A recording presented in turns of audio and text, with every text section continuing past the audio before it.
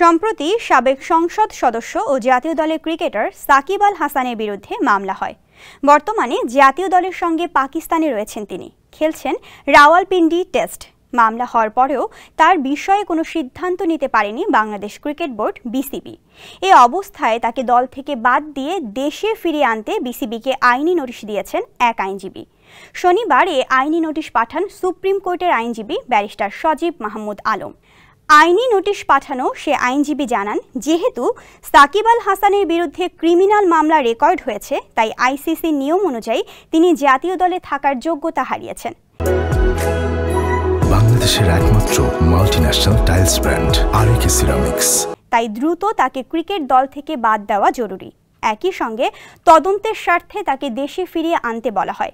ছাত্র জনতার গণ আন্দোলনে পতন হয় শেখ হাসিনার সরকারের, পরদিন ভেঙে দেওয়া হয় জাতীয় সংসদ। গার্মেন্টস কর্মী রুবেলকে হত্যার নির্দেশদাতা হিসেবে তার বিরুদ্ধে ঢাকা মহানগর পুলিশের আদাবর থানায় একটি হত্যা মামলা দায়ের করা হয়।